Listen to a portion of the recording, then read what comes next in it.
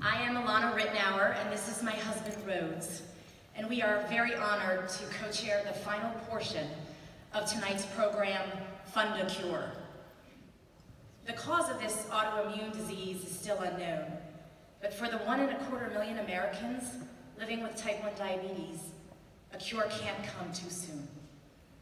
As you saw in the video, my husband has been living with type 1 for 35 years. Despite his best efforts, constant, rigorous management of this disease, we don't know what his future will hold. I know he also worries about the toll that this disease will take, because every so often, he tells me not to forget to do or say something when I drive our son to college, or when I walk our daughter down the aisle at her wedding, or when I meet our first grandchild. But I refuse to accept that I may have to do those things alone. See, I know I signed up for having those used blood test strips all over the floor of my car, and for carrying enormous handbags so I can fit his kits and his glucose tablets and pump supplies.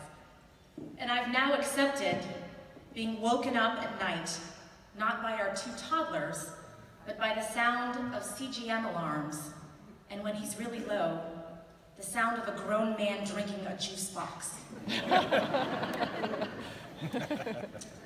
But Rhodes, we do need a cure for people like you. I signed up for a life partner with the belief that this disease would be cured in our lifetime. JDRF was founded for that purpose, and based on the innovation that is in the pipeline, I have confidence that JDRF will be credited with that cure. The only question is when. Thank you, Alana. It's so great to be with you all tonight. And I've got to say that the most unsung heroes in the diabetes community are those of you who don't have diabetes, but who love and support those of us who do.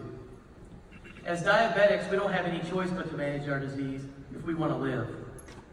But these people who love and support us do have a choice. I was diagnosed with type 1 diabetes on October the 10th, 1983. Since that time, I've tested my blood sugar over 80,000 times, and I've taken more than 20,000 insulin shots. We have always been involved in the diabetes community because of my history with the disease.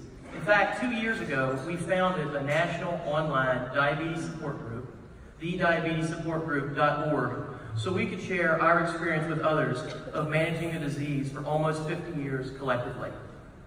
I pray every day, and literally twice on Sundays, that neither of our children ever gets diagnosed with type 1 diabetes. Especially since my kids are so much more likely to get diabetes because I have it. And everyone in this room knows all too well what that diagnosis would put them up against. As RP confirmed in the video, I gotta believe the toughest question that my parents ever had to answer was when I looked up at them as a 5-year-old boy and said, when do the shots stop? When do the finger sticks stop? And in 1983, the answer was probably never. And my brave parents knew it. Answering those questions for our own children would be much more difficult for me than managing my own diabetes. But because of your generosity, Alana and I are compelled to hope that we'll never have to answer those heartbreaking questions.